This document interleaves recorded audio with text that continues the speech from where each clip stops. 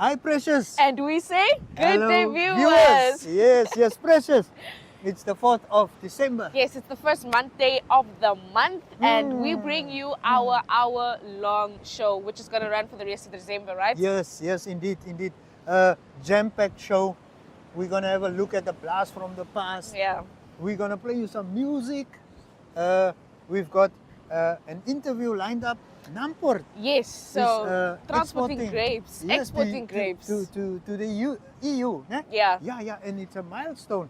So we're going to have a look at that, and then, So basically our normal show, just with a little bit more extra information, a little bit more content coming in, just to keep you busy throughout December. Yes, we were also at the Sandman. Yes, definitely. Yes, a very impactful event. It was amazing to be there. Uh-huh. It was a long day for us, but it was worth the stay. But Definitely. nevertheless, if you weren't able to stop by, we bring you so much more content from the Sandman. Sit back, relax. We'll be right back.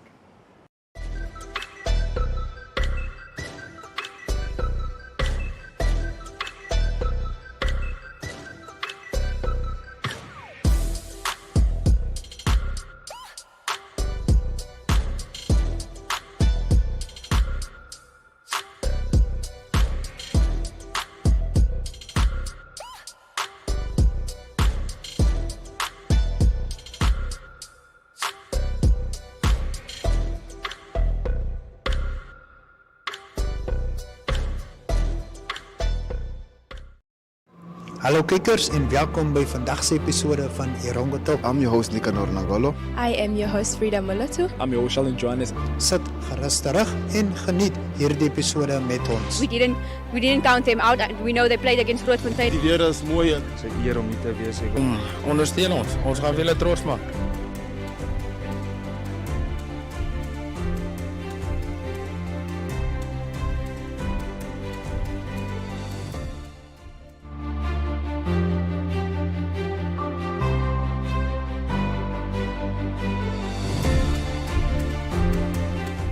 To test if your brake lights are working, with the help of a friend, start your vehicle, press the brake pedal, and confirm both left and right lights illuminate. Check hazards, indicators, and the third brake light if applicable. Replace any faulty bulbs, and if issues persist, consult a professional. Regular checks ensure your brake lights communicate effectively on the road. If you're on your own, use a wall or garage door to check for reflections.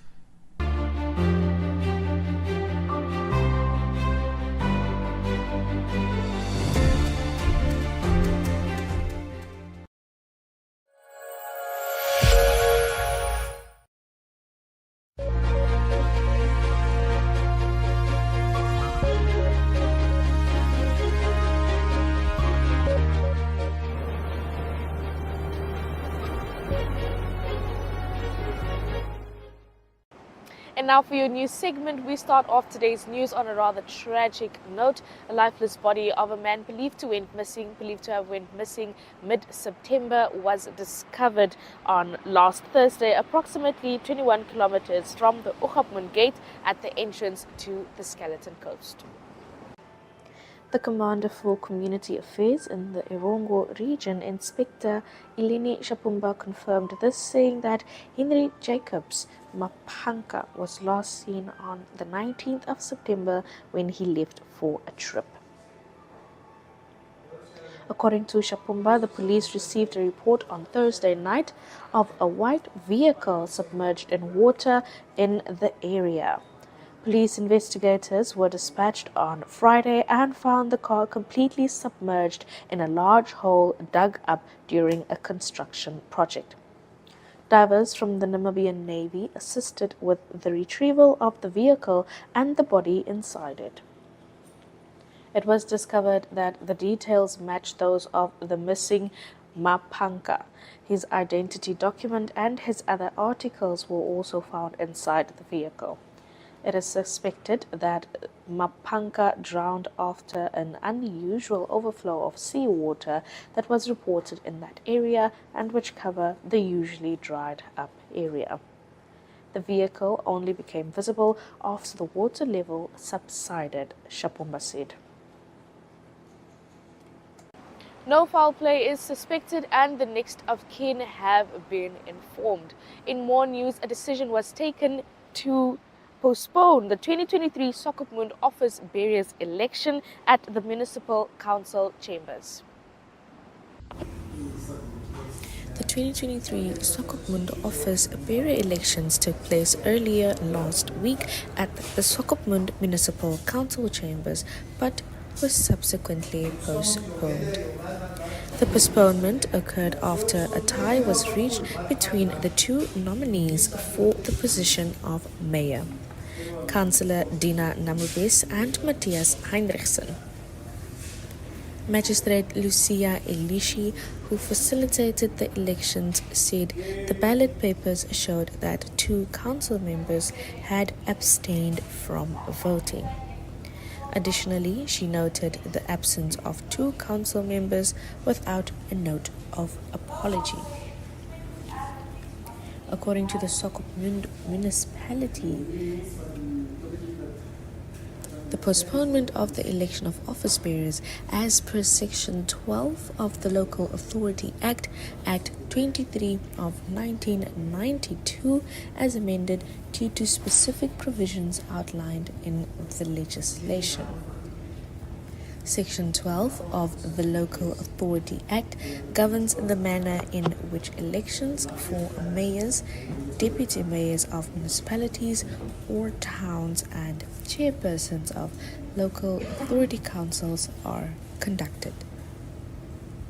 Specifically, reference is made to Section 12, number 7 of the said Act, which stipulates that if due to an equality of votes or to the proviso to subsection 6, no candidate is declared duly elected as contemplated in that subsection, the meeting shall be adjourned on one occasion to a time during that day or the next day determined by the magistrate presiding at such meeting after consultation with the members of the local authority council present at such meeting, whereupon at such an adjourned meeting a further vote shall be taken in accordance with the provisions of subsection 8. In adherence to the above provision and following an equality of votes resulting in no candidate being declared duly elected, the presiding magistrate Lucia Elishi has postponed the election of office bearers to a later date. The municipality of Swakopmund regrets any inconveniences caused and assures the members of the public and the rest of the town of continued transparent and lawful proceedings in the election.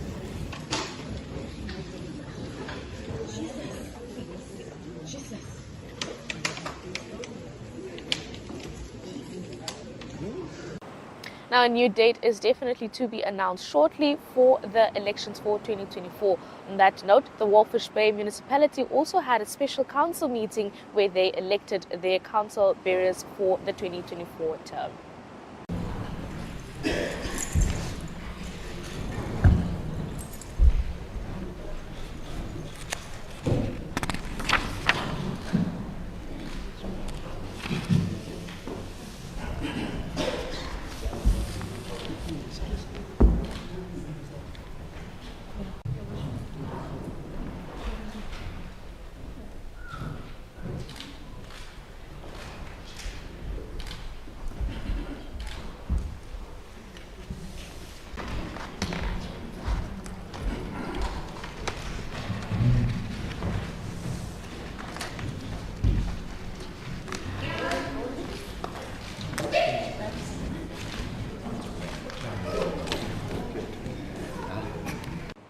We wish the elected leaders the best of luck and congratulate Trevino Forbes on his re-election. In more news, the Namibian police commemorated their 33rd Erongo Police Day and celebrated about 3 decades of dedication, sacrifice and service to the nation. Today we gather here not merely to mark the passage of time, but to celebrate 3 decades of unwavering commitment sacrifice, and service to our beloved nation against the forces that threaten peace and security of our great nations. From the bustling urban center to the remote corners of our land, our officers have exhibited resilience, professionalism, and unyielding dedication to ideas of justice and public safety. As we reflect on the journey that brought us to this point, we must recognize the collective effort of every police officer who has worn the uniform of the Namibian Police Force. Their commitment to the principle of integrity, accountability, and respect of human rights has been the bedrock upon which our institution stands at all times. The challenge we have faced have been numerous and diverse, yet through it all, the Namibian Police Force has remained steadfast. From encountering crime and ensuring that the rule of law are solved GBS as well as economic crimes. Cybercrime, cross-border and transnational organized crime, such as human and drug trafficking. Hence, the public is looking upon us as the police to prevent and solve such crimes. Congratulations are definitely in order for our respected award recipients. In other news, the head of Small Medium Enterprises SMEs at Nedbank, Sam Ikela, shares challenges faced by the youth in pursuit of financial goals at the Nedbank Youth Summit, taking place in Windhoek under the theme Bridge the Gap. In terms of financing, is obviously lack of access to financing. Yeah, there are issues that they are experiencing, especially when financial institutions are requesting for collateral.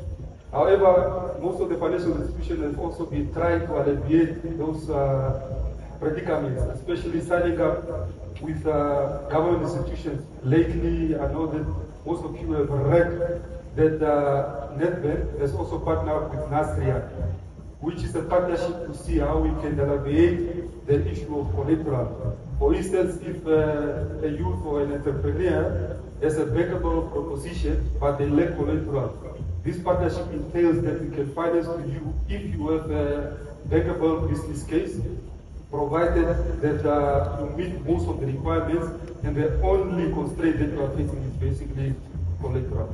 Secondly, we also know that there's a big issue of lack of access to markets. The youth are coming up with good innovations. However, the market is not supporting the innovations that the youth are coming up. I think from there, it's very imperative for the youth to ensure that the product that they are bringing up to the market is well commercialized. Proper due diligence was conducted before you come up with this market so that it can be appreciated by the market. So there are various institutions, especially the incubation centers, which are there to assist entrepreneurs with innovative interventions, but not necessarily means that that intervention is ready for the market. So I think access to financing is one of the biggest issues, challenges that the private and public institutions are trying to alleviate. And secondly, I think the biggest issue is also lack of access to markets.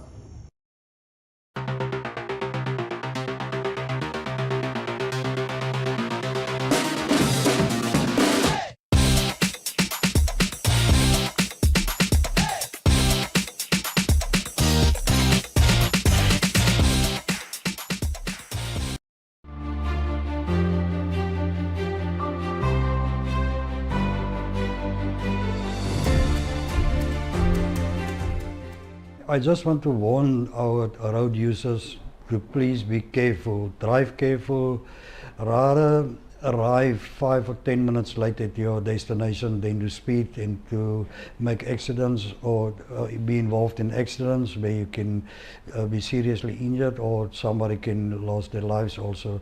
So be patient.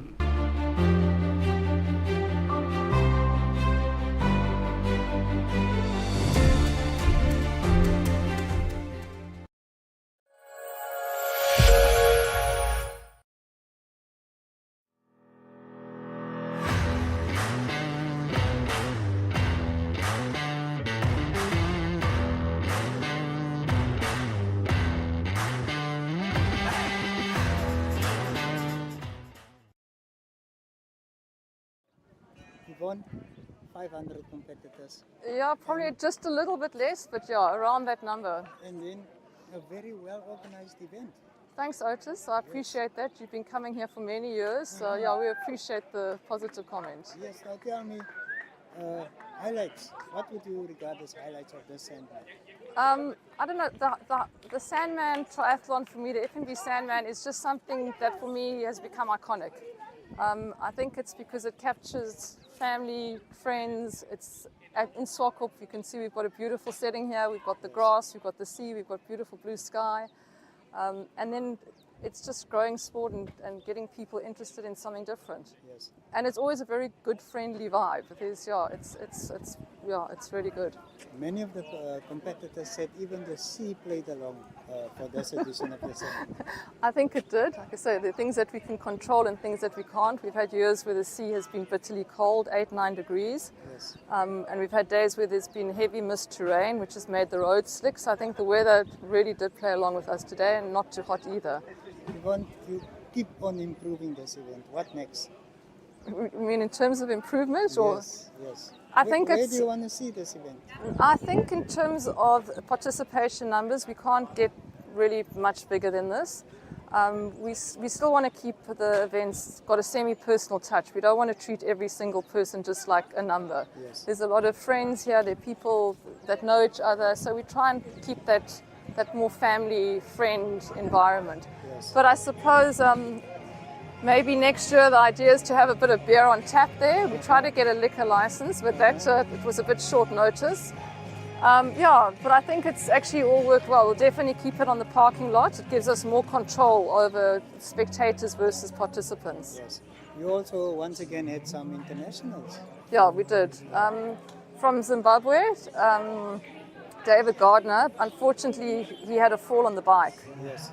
He's in ultra distance. I actually feel quite, I don't know what the word is, I feel quite poorly. I feel emotional for athletes who are unable to complete, especially when they're doing an ultra and especially when they've come from Zimbabwe. Yes. This would have been his 9th ultra, but he took a fall on the bike. He tried to do the first lap of the run. But he was cramping up and it wasn't going to work out for him. So, I mean, that's a real pity. But he's from Zimbabwe, another Zim guy.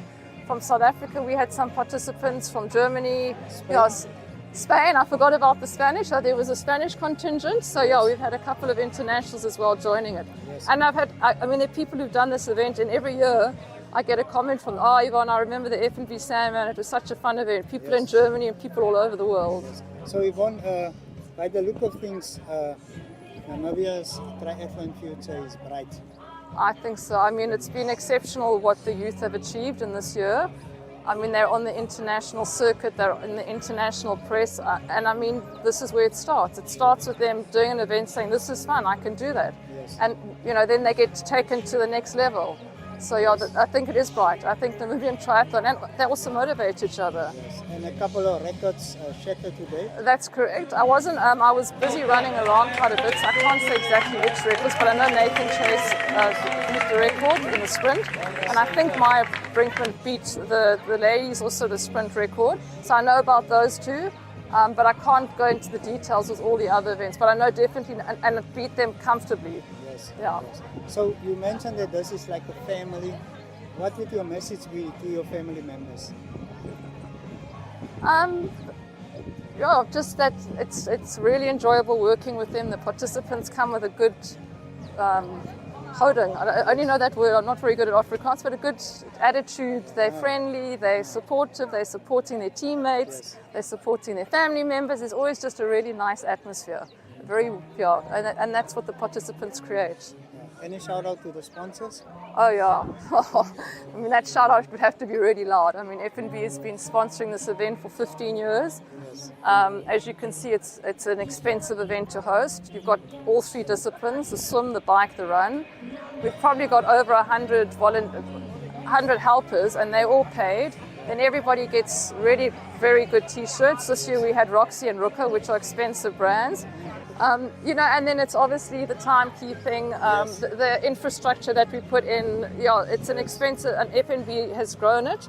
When we first started in triathlon 15 years ago, with FNB as the title sponsor, triathlon was almost non-existent. We had a couple of, like a hand, 50 people, and that included teams. It really was non-existent. So FNB, I mean, the youth that are where they are today can really thank FNB for putting their money behind the sport and developing it, because without that kind of money, it just wouldn't have happened. Yeah, so FNB has been exceptional, and we've always had such a good working relationship, which is also, again, something that makes the work, our work so much more easier if we have a good relationship.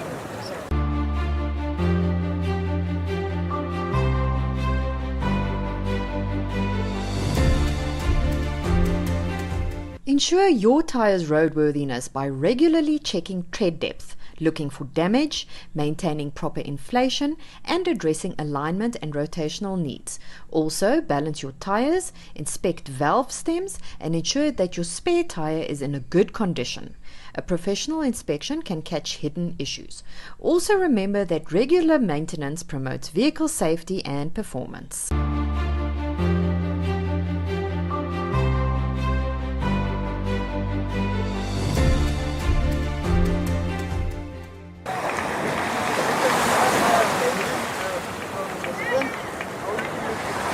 Pretty exhausted, but really happy with how the race went. Got a good improvement on last year, so really happy. It was really amazing conditions. Like the water was clear, calm, and not too cold. The bike was good. It was the first year we could do draft legal, so I was with Marie Stain and we kind of rotated, and the run was really nice and cool. So yeah, Marie Stain was good. Like I tried to attack him on the bike, but I couldn't get rid of him. But then, so I just really pushed the transition and the run to get away from him. Where to from here for you, next year we've got some big goals, hopefully Africa Champs and some races in SA. And then we'll see from there. Anything else for your co-competitors? Just well done out there. It was hard. Thank you so much. Thank you. Last Johan. Johan didn't To change a tyre, find a safe spot, use the lug wrench to loosen nuts, lift the car with a jack, remove the lug nuts and the flat tyre, mount the spare tyre, hand tighten your lug nuts, lower the vehicle, tighten the lug nuts in a crisscross pattern, check the tyre pressure, stow away equipment and replace the spare tyre with a regular tyre as soon as you can. Refer to your owner's manual for specific instructions.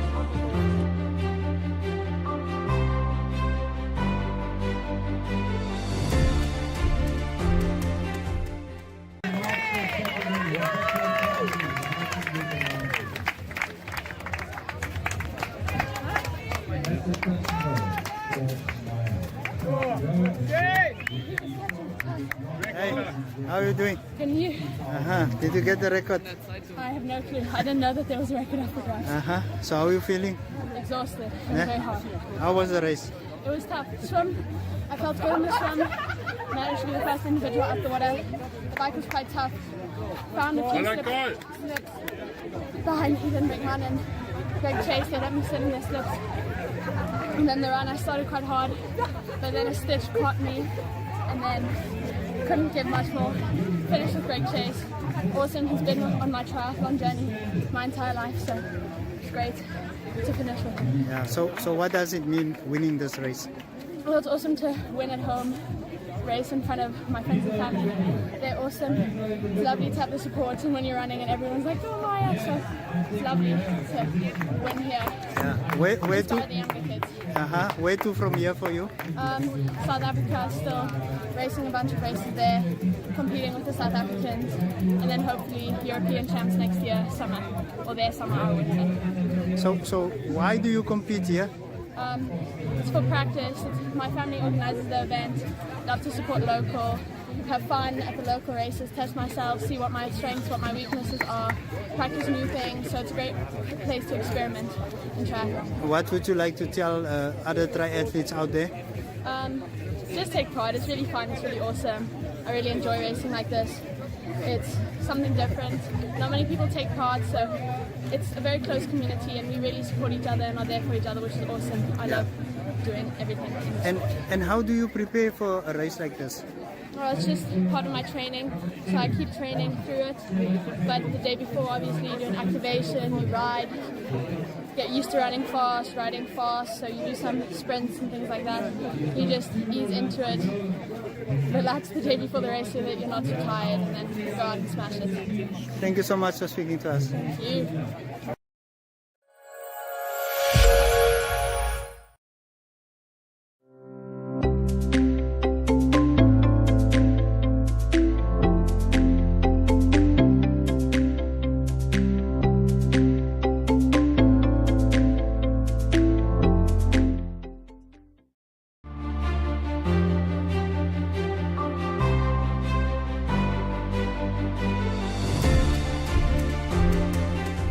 To check tire pressure, park on a flat surface, remove valve caps and use a pressure gauge on the valve stems. Compare the reading to the recommended pressure in your owner's manual. Adjust as needed with an air compressor. Replace your valve caps and repeat on all your tires. This simple process takes about 30 seconds per tire and helps ensure proper inflation for fuel efficiency and safety.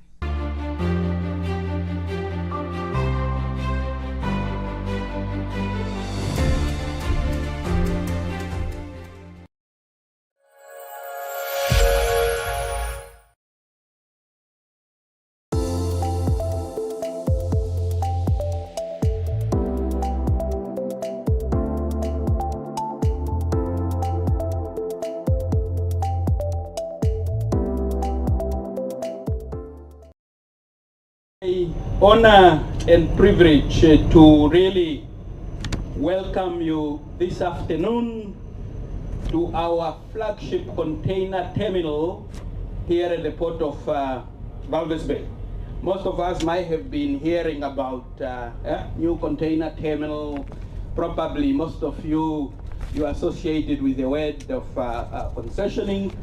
Where we are present here today, this is what we call the new container terminal at the port of Walvis Bay. We call it our flagship terminal because it is the latest addition to our port infrastructure. I'm particularly very happy to see that you see the weather is quite welcoming today. Obviously appropriately befitting for the occasion here today. I always joke to say, you know, our governor is the one that controls the remote control for the weather. And the fact that he's ably represented here, he was able to make sure that he pressed the correct buttons to ensure that the weather is appropriate for all of us. Ladies and gentlemen, Honorable Minister, Honorable Governor, worship the Mayor, today marks a great and historical occasion for the Namibia Grape Company, the Namibian logistics industry, ourselves at Namport, and of course, our country at large. However, before I briefly elaborate on why I'm saying this is a great occasion, and I emphasize very briefly, allow me just to share a few thoughts from my side. I don't want to waste too much time, but Namibia obviously has set itself the developmental goal to be the logistics hub for the region. And this is part of our country's overarching intent of economic development and obviously poverty alleviation. The attainment of this audacious goal requires, amongst others, that we extend our focus and market beyond Namibia's borders to our landlocked neighbors within the region. And this is our way of contributing to regional economic integration. It's also our way of contributing to the realization of the African Free Continental Free Trade Area. of course, it's imperative that for us to be able to effectively compete for the landlocked regional market, where other equally aspirational sister nations are also lobbying for the use of their ports by the same hinterland market, as Namibia, we must actually present value. We must actually present a significant value proposition to justify being the regional logistics hub, being the ports of choice in Namibia, because the hinterland market that I'm referring to have a choice to use other ports.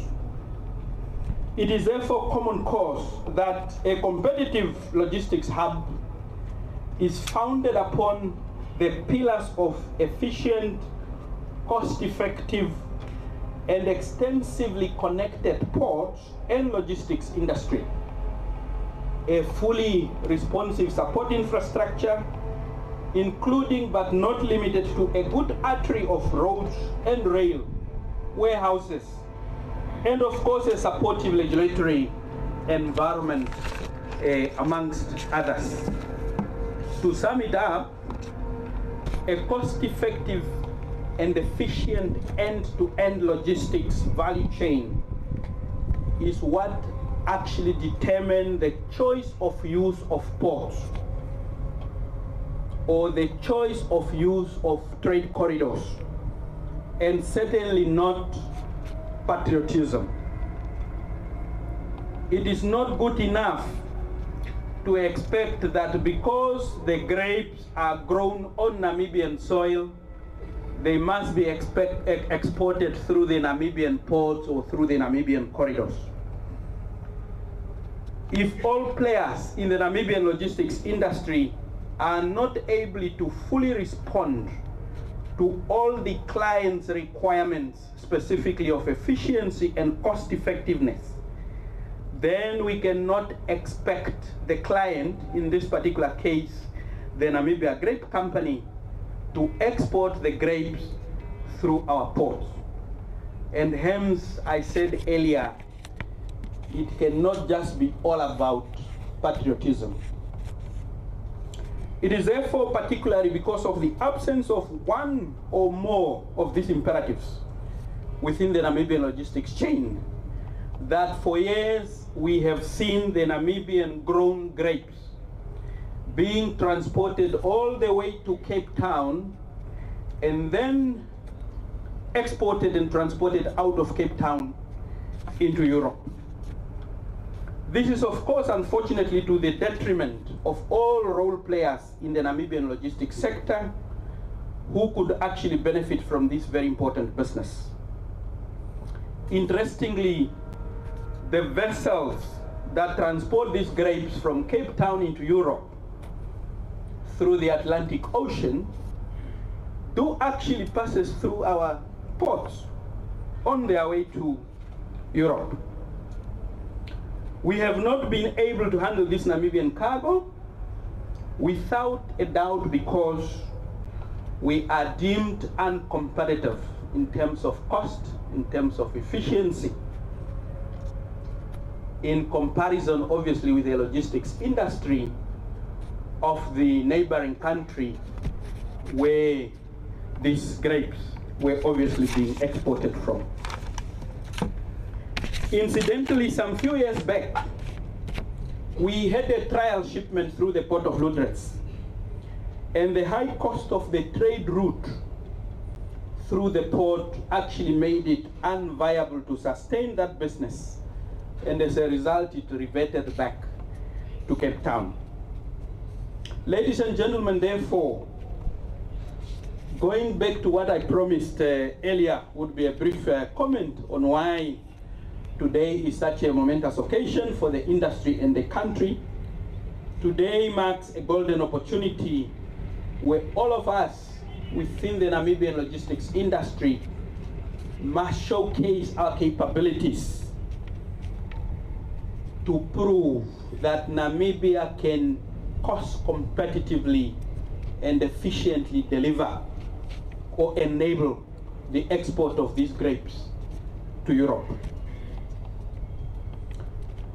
Graciously, we are handling this cargo today not because we have necessarily perfected ourselves or that we have necessarily become more cost effective or more cost efficient compared to our neighbors, but because of the operational challenges which are being faced by the traditional export channel through Cape Town. It is of course deserving of great praise that Namibia has stepped in to rescue the situation where our neighboring ports are under operational strain. But the challenge, of course, for all of us here today is that we must meticulously deliver on our respective roles at the lowest possible cost on the grape export shipments for 2023 season, so that we don't actually give the Namibia Grape Company any reason to go back to Cape Town. Because by going back there, Namibia as a country, we stand to lose. We must do everything possible, everything within our powers to make sure that we actually retain this business. Ladies and gentlemen, they say a chain is as strong as it is weakest link. And better still, a house divided against itself cannot stand. It will therefore be a futile exercise, even if it is only a single operator or a single service provider within our logistics industry that is actually not able to raise up to the expectations of the client and be in a position to deliver on this important business opportunity.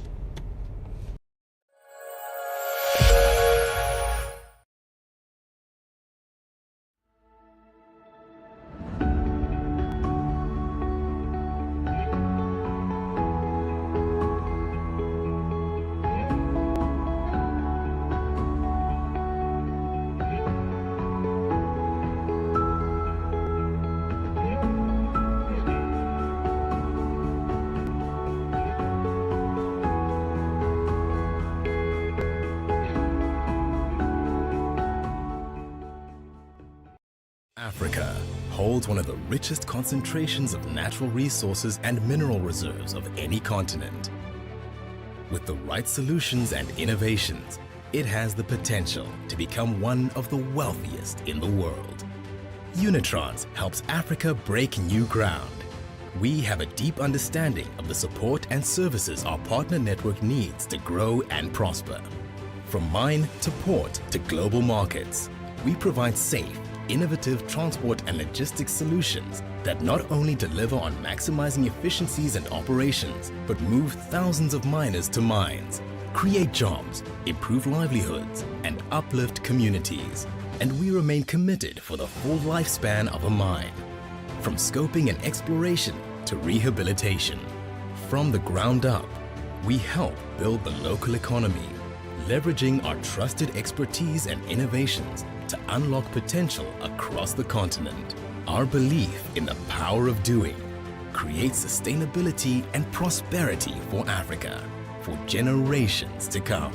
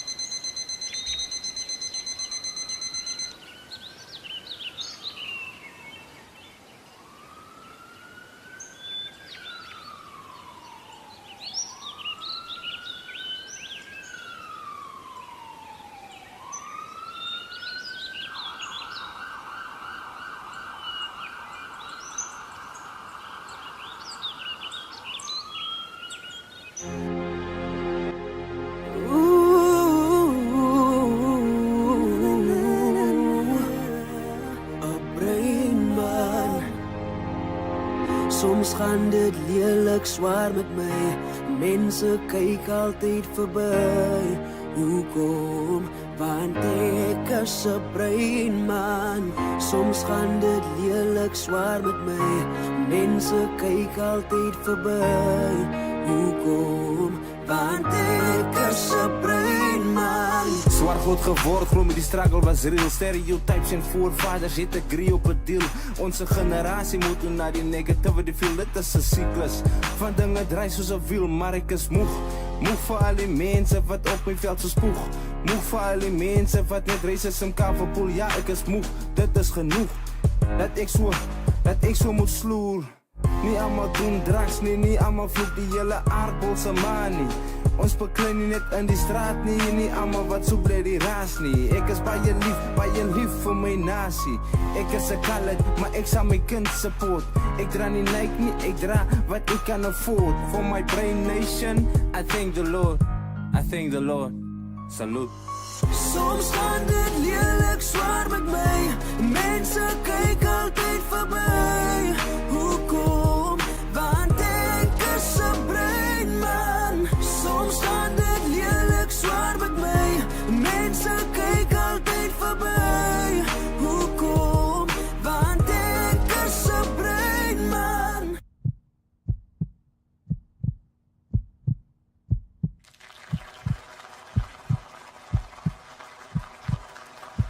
Okay, dat was baie mooi geweest. Baie dankie John Ray. En ons het 'n nuweling vandag hierso. En meneer Cotton, vloer is jou nommer. Nou die gaan uit vir elke breinman en breinvrou wat iets try asseblief. Just keep hope, success. Nou die is 'n long road solank ek net kop hou en aan die wiel hou. Mylpaal behaal en nie terugval. Jou naam en goud. Laat uitstaan en alle negativity laat verbygaan want sy is 'n breinman, die is vir al die rappers, singers en kunstenare, akteurs, atlete en winkels eienaare, inventors, investors, besigheidsmanne. Alle sukses vir julle vriende, hou die sukses binne die kringe, staan saam van swak as ons as 'n vinger. Ek hoop altyd goed vir almal, hou die blink en bo ons almal, verby staat, struggle is net tydelik, so vir nou, heil maar. Soms gaan dit lelik zwaar met my. Mense kyk altyd verby. Hoekom? Want ek is 'n brein man. Soms gaan dit lelik zwaar met my. Mense kyk altyd verby. Hoekom? Want ek is 'n brein man.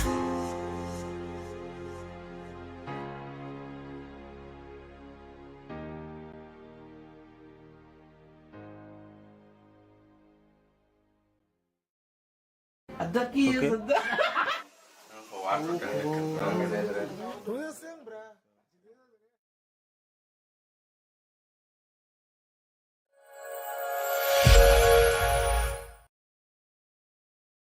Hallo kijkers en welkom bij vandaagse episode van Erongo Talk. I'm your host Nicanor Nangolo. I am your host Frida Mulatu. I'm your host Sheldon Johannes. Sit gerust terug en geniet hierdie episode met ons. We didn't count them out. We know they played against Grootfontein. Die weer is mooi. Dit is 'n eer om hier te wees. Ondersteun ons. Ons gaan julle trots maak.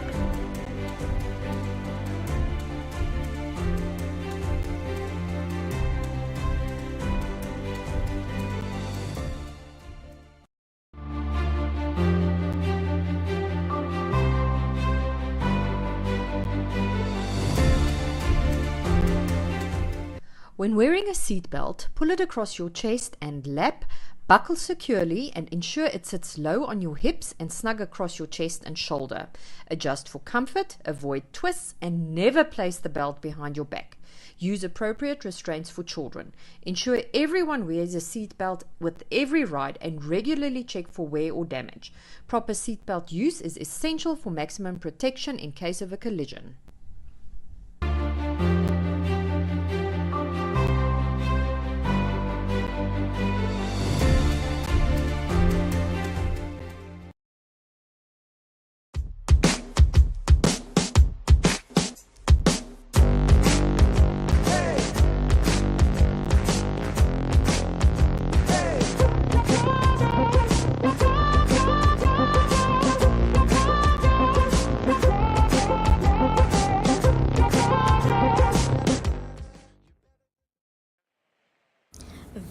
right there is the jetty.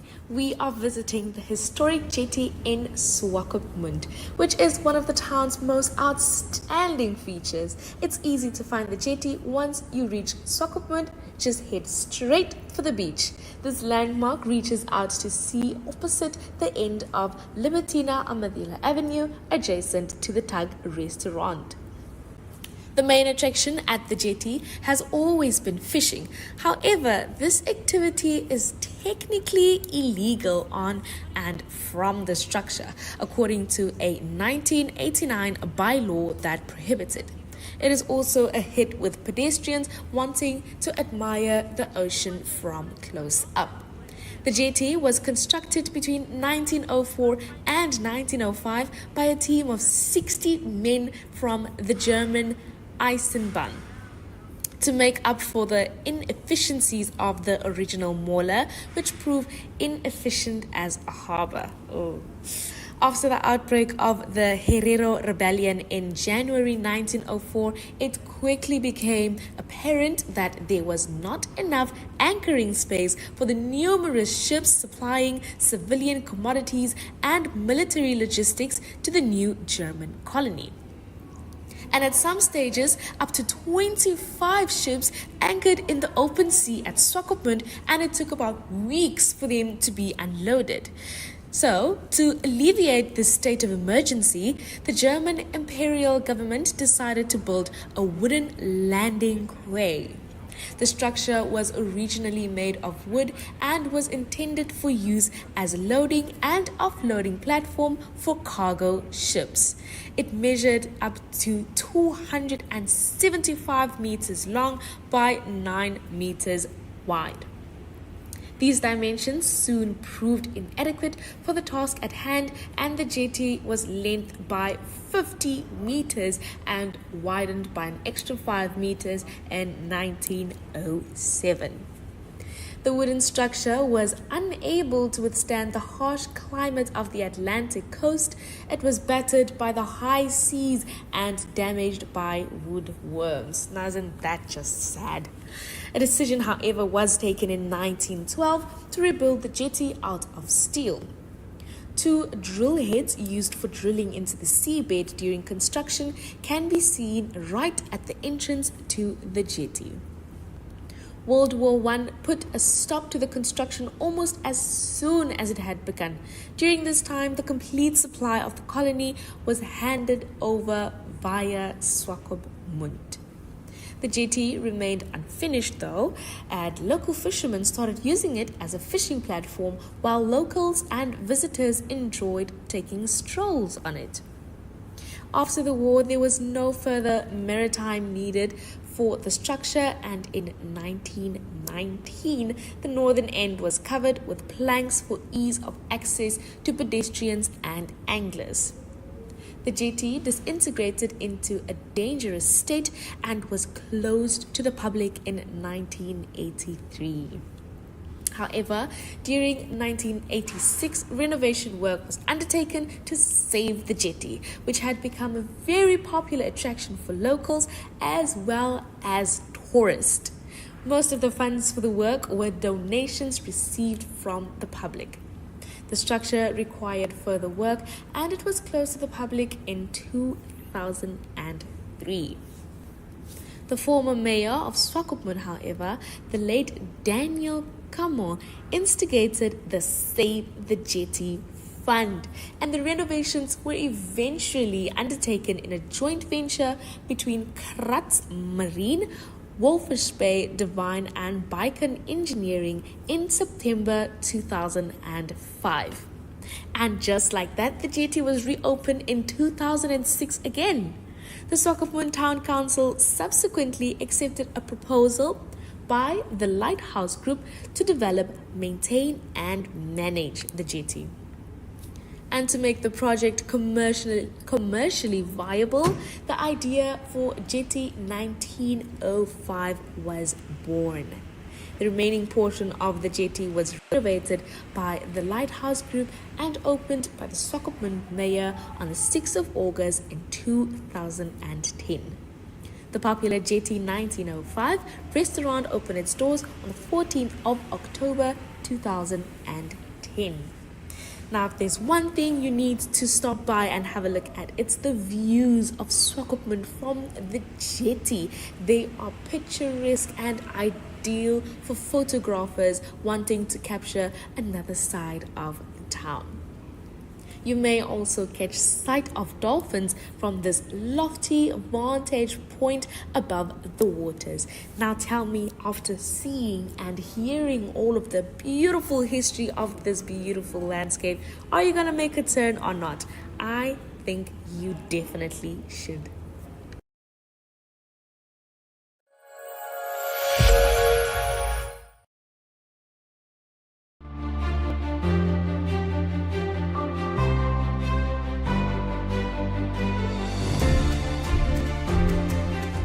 To change a tire, find a safe spot, use the lug wrench to loosen nuts, lift the car with a jack, remove the lug nuts and the flat tire, mount the spare tire, hand tighten your lug nuts, lower the vehicle, tighten the lug nuts in a crisscross pattern, check the tire pressure, stow away equipment and replace the spare tire with a regular tire as soon as you can.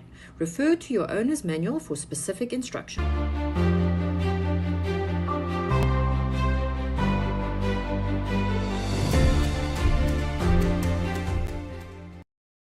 Vir sportliefhebbers en belangstellendes skakel weekliks in op die Tonnelsportprogram waar ons elke Vrydag aand saamgesels op NTV op DStv kanaal 285.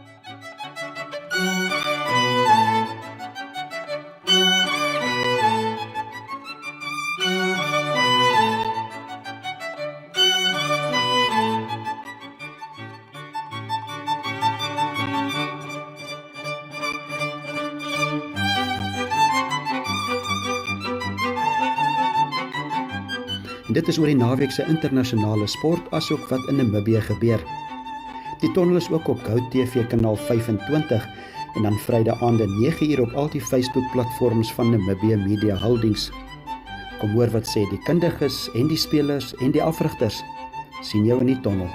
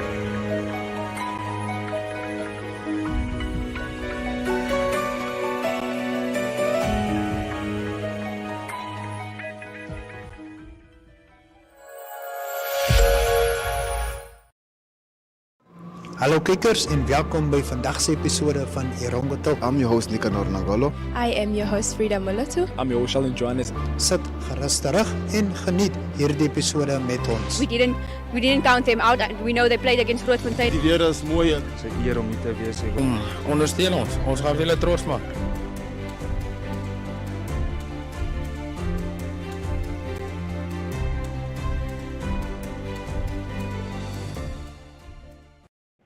Well, Otis, there you have it. That brings us to the end of our show. Of course, that was our hour-long show that is going to run for the rest of December. Yes, indeed. It was a jam-packed one, and we will continue with this trend, Precious. Definitely. So tomorrow again, same time, same place. Of course, have a look at our social media platforms and stay tuned for many more news coming your way. Also remember to drive safe and to make sure your vehicle is roadworthy whenever you take to the road. Definitely.